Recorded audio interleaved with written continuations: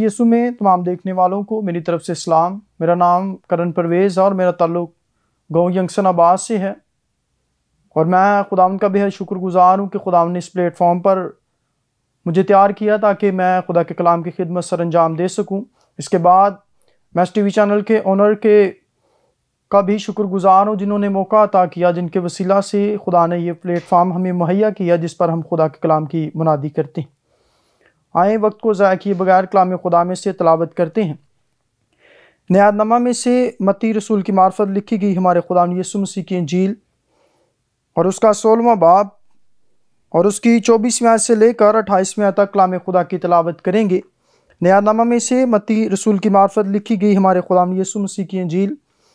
और उसका 16वां बाब और उसकी 24वीं आयत से लेकर 28वीं आयत तक कलाम खुदा की तिलावत करेंगे। कलाम खुदा में कुछ यूँ मरकूम है। उस वक्त यीशु ने अपने शागिर्दों से कहा कि अगर कोई मेरे पीछे आना चाहे तो अपनी खुदी का इनकार करे और अपनी सलीब उठाए और मेरे पीछे हो ले, क्योंकि जो कोई अपनी जान बचाना चाहे उसे खोएगा और जो कोई मेरी खातिर अपनी जान खोएगा उसे बचाएगा। और अगर आदमी सारी दुनिया हासिल करे और अपनी जान का नुकसान उठाए तो उसे क्या फ़ायदा होगा, या आदमी अपनी जान के बदले क्या देगा। क्योंकि इब्ने आदम अपने बाप के जलाल में अपने फरिश्तों के साथ आएगा, उस वक्त हर एक को उसके कामों के मुताबिक बदला देगा। मैं तुमसे सच कहता हूँ कि जो यहाँ खड़े हैं उनमें से बाज़ ऐसे हैं कि जब तक इब्ने आदम को उसकी बादशाही में आते हुए ना देख ले, मौत का मज़ा हरगिज़ ना चखेंगे। कलाम खुदा का पढ़ा जाना, सुना जाना और कबूल किया जाना हम सबों के लिए बाइस से बरकत ठहरे। आमीन। आए थोड़ी देर के लिए अपने सरों को झुकाते हैं, आंखों को बंद करते हैं और खुदाम की हुजूरी में दुआ करते हैं। आसमानी बाप, तेरी हुजूरी में आते हैं, तेरी शुक्रगुजारी करते हैं आज किस वक्त के लिए जिसमें खुदाम तूने अपने कलाम में से सीखने का फजल बख्शा है। तो खुदाम तेरे पाकरू की रहनुमाई चाहते हैं और खुदाम हम चाहते हैं कि तेरा पाकरू जो हमारा उस्ताद और रहनुमा है वो हमारी रहनुमाई करे ताकि हम सब कुछ तेरी मर्जी के मुताबिक सीखने और सिखाने वाले बन सकें, यीशु के नाम में आमीन। जी मेरे अजीज़ों, जब हम बाइबल मुक़द्दस का मुताला करते हैं तो खुदाम यीशु मसीह की ज़मीनी खिदमत का जब हम जायज़ा लेते हैं तो उन्होंने जब ज़मीन पर आकर खिदमत का आगाज़ किया तो उन्होंने बेशुमार दुखों को बर्दाश्त किया, उन्होंने बेहद तकलीफ़ों का सामना किया और बेहद दुखों को उठाया। और इसके साथ ही आखिर में मसीह खुदावंद को एक सलीबी मौत जो है वो दी जाती है और मसीह खुदावंद जो है उस सलीब को लिए हुए जो है वो अपनी उस मकाम तक जाते हैं जहाँ पर उन्हें मसलूब होना था। और उससे भी पहले उन पर जो है वो कोड़ों को बरसाया जाता है और उन पर अजियत उनको दी जाती है और उनको तमाचे मारे जाते हैं और फिर एक भारी सलीब उनके कंधे पर लाद दी जाती है जिसको वो लिए हुए उस पथरीली ज़मीन पर से गुजरते हैं और वो उसे लेकर उस मुकाम तक जिसे गुलगता कहते हैं पहुँचते हैं। सोजीज़ो, इसी तलक से आज का हमारा मजमून है सलीब उठाना और जो आज की हमारी मरकज़ी आयत है वो मत्ती रसूल की मार्फत लिखी गई हमारे खुदा यीशु मसीह की इंजील और उसका 16वां बाब और उसकी 24वीं आयत है, जो एक दफ़ा फिर से पढ़ेंगे। कलाम खुदा में लिखा है, उस वक्त यीशु ने अपने शागिर्दों से कहा कि अगर कोई मेरे पीछे आना चाहे तो अपनी खुदी का इनकार करे और अपनी सलीब उठाए और मेरे पीछे हो ले। अजीज़ों, जब हम सलीब उठाना के लुग़वी मायने को देखते हैं तो इसका मतलब है दुखों को बर्दाश्त करना या तकलीफ़ को सहना या सब्र करना, जो है यही सलीब उठाना है। और सलीब उठाना जो है इसका मतलब दुखों को बर्दाश्त करना है। जब हम देखते हैं कि हमें दुखों को क्यों बर्दाश्त करना है या सलीब को क्यों उठाना है तो इसके लिए हम एक हवाला देखते हैं मत्ती रसूल की मार्फत लिखी गई हमारे खुदा यीशु मसीह की इंजील उसका 10वां बाब और उसकी 38वीं आयत में कुछ यूँ लिखा है, जो कोई अपनी सलीब ना उठाए और मेरे पीछे ना चले वो मेरे लायक नहीं है। अजीज़ों, यही बात है कि अगर हम मसीह के लायक बनना चाहते हैं, अगर हम उसकी बादशाहत में दाखिल होना चाहते हैं तो ज़रूर है कि हम अपने दुखों को बर्दाश्त करें और हम अपनी सलीब को उठाएं और अपने आका यानी अपने खुदावंद यीशु अल मसीह के पीछे चलें। और अजीज़ों, यहाँ पर एक बड़ी ही गौरतलब बात है। बेशुमार मेरे भाई मेरी बहनें ऐसा सोचती हैं और कहते भी हैं कि जब हम नेकी करते हैं तो फिर हमारे साथ ही बुरा क्यों होता है, जबकि हम तो दूसरों के साथ भला करते हैं, जबकि हम तो अच्छाई करते हैं तो भी हमारे साथ जो है वो बुरा ही क्यों होता है। तो इसके लिए आए एक हवाला तलावत करते हैं, पतरस रसूल का पहला खत और उसका दूसरा बाब और उसकी 20वीं आयत में कुछ लिखा है, इसलिए कि अगर तुमने गुनाह करके मुक्के खाए और सब्र किया तो कौन सा फ़क्र है। हाँ, अगर नेकी करके दुख पाते और सब्र करते हो तो ये खुदा के नज़दीक पसंदीदा है। अजीज़ों, अगर हम गुनाह करते हैं या अगर हम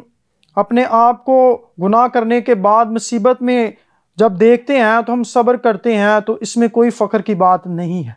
बल्कि जब हम नेकी करते हैं, अच्छे काम करते हैं, उसके इवज़ हमें दुख मिलता है, तो इसमें हमारे लिए फ़क्र की बात है और ये खुदा के नज़दीक पसंदीदा है। क्योंकि खुदा जो है ऐसे लोगों को पसंद करता है जो सब कुछ अच्छा करने के बावजूद भी उन्हें दुख मिलता है। अगर हम मसीह खुदावंद की ज़िंदगी पर गौर करें तो मसीह खुदावंद जो है उन्होंने अपने आप को खाली कर दिया और उन्होंने खादम की सूरत को इख्तियार किया और वो ज़मीन पर उतर आए, लेकिन हम इंसानों ने उनको बेहद दुख दिए, जिसके सबब से उन्होंने कभी किसी के लिए कोई शिकवा ना चाहा, बल्कि वो सब को बर्दाश्त करते रहे, क्योंकि यही खुदा के नज़दीक पसंदीदा। और अजीज़ों, जब हम अब्रानियों का ख़त का मुताला करते हैं तो उसके दूसरे बाब की 10वीं आयत को पढ़ते हैं तो वहाँ पर हमें इस बात की शहादत मिलती है। यहाँ पर लिखा है, क्योंकि जिसके लिए सब चीज़ें हैं और जिसके वसीला से सब चीज़ें हैं, उसको यही मुनासिब था कि जब बहुत से बेटों को जलाल में दाखिल करे तो उनकी नजात के बानी को दुखों के ज़रिया से कामिल कर ले। अजीज़ों, यही वो बात है कि अगर हम आज मसीह के पीछे चलना चाहते हैं तो याद रखें कि मसीह खुदावंद ने भी बेहद दुख सहे और उन्होंने बेहद मुसीबत को सह कर उस कामलियत को इख्तियार किया जो खुदा की तरफ से हमें भी मिलने वाली। और अजीज़ों, जब हम देखते हैं कि इसमें ख़ास बात क्या है जिसके ज़रिया से मसीह खुदावंद ने उन दुखों को बर्दाश्त कर लिया, या कौन सी ऐसी चीज़ थी या कौन सा ऐसा ज़रिया था जिसके सबब से मसीह खुदावंद ये सब कुछ बर्दाश्त करते रहे, और अगर वो चीज़ आज हमें मिल जाए तो हम उसके ज़रिया से किस तरह से उन दुखों को बर्दाश्त कर सकते हैं या अपनी सलीब उठा सकते हैं। और अजीज़ों, वो चीज़ है मोहब्बत, और वो मोहब्बत ही है जिसके सबब से मसीह खुदावंद वो सब सह गए जो हमारा था। और खुदा का बंदा ईसा नबी कहता है कि हमारी ही सियासत जो है उस पर की गई और हमारी बदकिरदारी उस पर ला दी गई। इसलिए अजीज़ों, हम अब अगर देखें तो मोहब्बत ही है जिसके सबब से मसीह खुदावंद सब कुछ बर्दाश्त करते रहे। तो जो खुदावंद यीशु मसीह के शागिर्द थे, जब वो ज़मीन पर खिदमत करते थे मसीह खुदावंद के साथ, तो उनमें वो मोहब्बत तो थी लेकिन वो कामिल नहीं थी। इसलिए जब मसीह खुदावंद पकड़वाए जाते हैं तो वो सब भाग जाते हैं। लेकिन अजीज़ों, जब उन्हें उस मोहब्बत की कामलियत शक्ल इख्तियार कर लेते हैं और उनमें कामिल मोहब्बत आ जाती है जो मसीह खुदावंद की तरफ से है,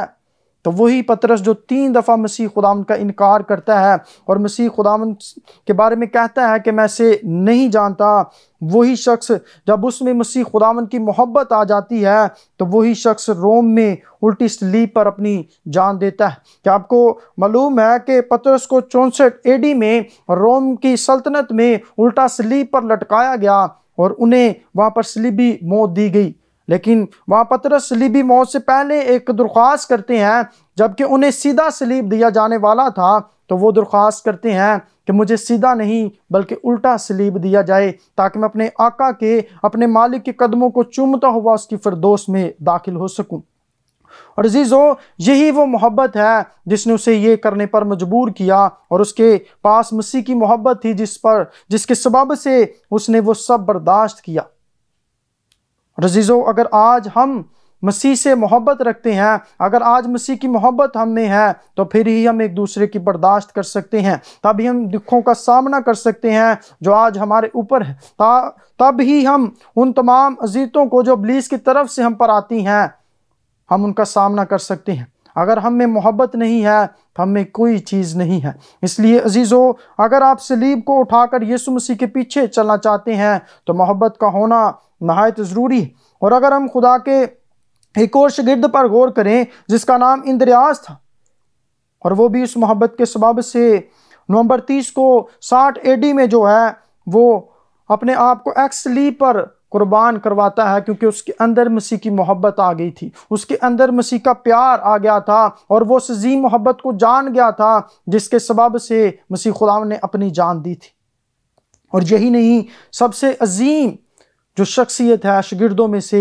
वो बरतलमाई है, जिस पर इतना बेहद जुल्म ढाया गया और उसकी चमड़ी को बड़ी ही रीति के साथ जो है उसकी चमड़ी को यानी उसकी खाल को उतार दिया गया और उसे इस तरह से मौत के मुंह में धकेल दिया गया और वो इस तरह की शहादत जो है वो हासिल करता है। ये सब इसलिए था क्योंकि वो उस अजीम मोहब्बत को जान गए थे कि किस तरह से उनके आका ने उस मोहब्बत के सबब से अपने आप को कुर्बान किया और आज लाजिम था कि वो भी उसी तरह से उस मोहब्बत का इजहार करते और अपने आप को कुर्बान करते। अब अजीज़ों, बात आती है कि हम सब कहते हैं कि हम मसीह से बड़ा प्यार करते हैं, हम मसीह से बड़ी मोहब्बत करते हैं, लेकिन असल में कौन मोहब्बत करता है? आइए देखते हैं यूहन्ना की इंजील उसका 14वां बाब और उसकी 15वीं आयत। यहाँ पर लिखा है, खुदा यीशु मसीह फरमाते हैं, अगर तुम मुझसे मोहब्बत रखते हो तो मेरे हुक्मों पर अमल करोगे। अजीज़ों, यही है मोहब्बत जो हम मसीह से करते हैं। हम अपनी ज़ुबान से तो कहते हैं कि हम मसीह से प्यार करते हैं, हम यीशु से बेहद मोहब्बत करते हैं, लेकिन हमारे किरदार से जाहिर नहीं होता, हमारे चाल चलन से जाहिर नहीं होता। इसलिए अजीज़ों, अगर आप मसीह से प्यार करते हैं तो ज़रूर आप उसके हुक्मों पर अमल करते होंगे, उसके लिए अपनी जान देने का भी दरेग नहीं करते होंगे। अब अजीज़ों, बात आती है कि जब मोहब्बत हम में आ जाती है और हम दुखों को सह लेते हैं तो फिर नतीजे में हमें हासिल क्या होगा, हमें मिलेगा क्या जब हम अपनी सलीब उठाकर अपने आका के पीछे चलेंगे? तो सबसे पहली चीज़ जो हमें मिलेगी वो है नजात। अगर हम मत्ती की इंजील का मुताला करें तो हमें पता चलता है, मत्ती की इंजील उसका 10वां बाब और उसकी 22वीं आयत में कुछ लिखा है,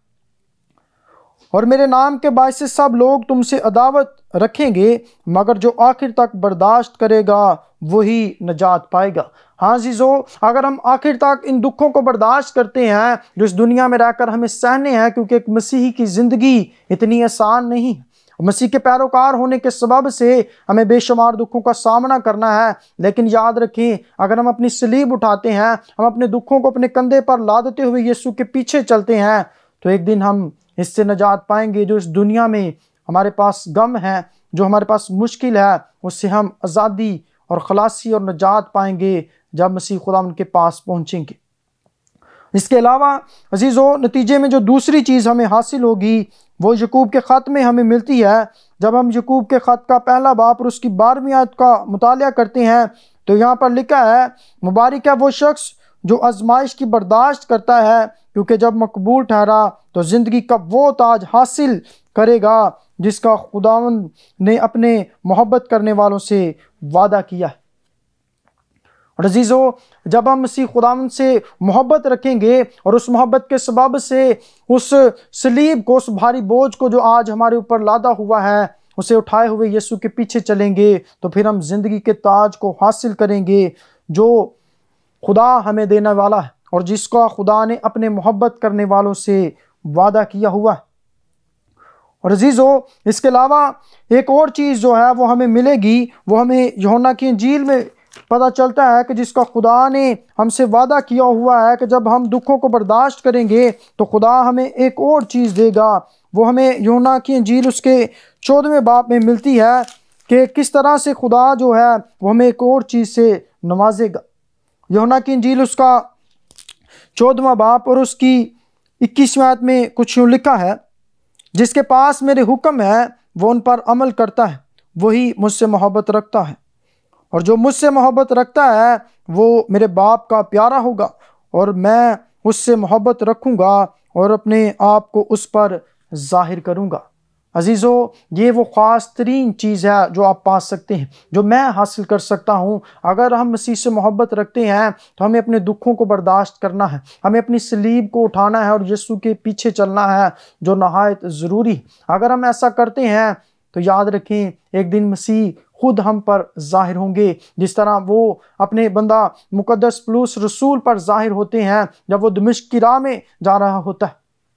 इसलिए अजीज़ों, बेशुमार लोग मसीह को देखना चाहते हैं, मैं भी, आप भी। लेकिन अगर हम इन दुखों को बर्दाश्त करेंगे, अगर हम इन अज़ियतों को बर्दाश्त करेंगे, तब ही हम मसीह खुदावंद को देख पाएंगे, तब ही हम उसके साथ उसकी फिरदौस में रह सकेंगे।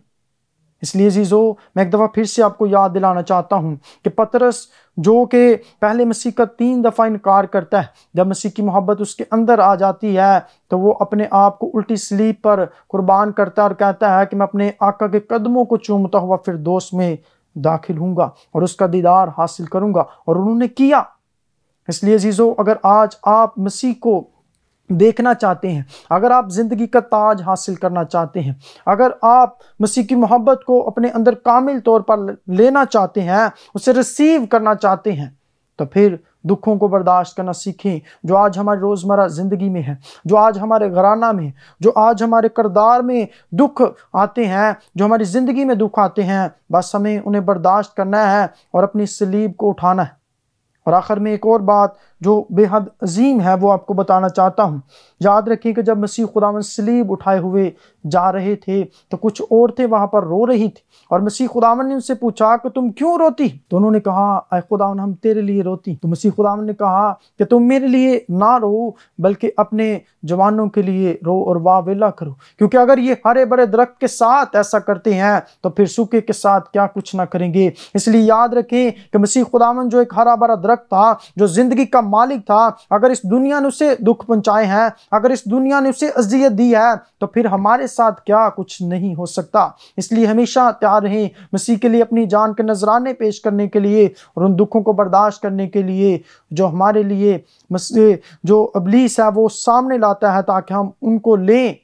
लेकिन याद रखें, इसके जरिया से हम अपने आप को मोहब्बत में कामिल करेंगे और मसीह खुदा का दीदार हासिल करेंगे। मेरा ईमान है कि आज के कलाम के वसीला से खुदा ने आप सबों से बात की है। खुदा ने आपको और मुझे इस कलाम के वसीला से बड़ी बरकत अता करे। आमीन।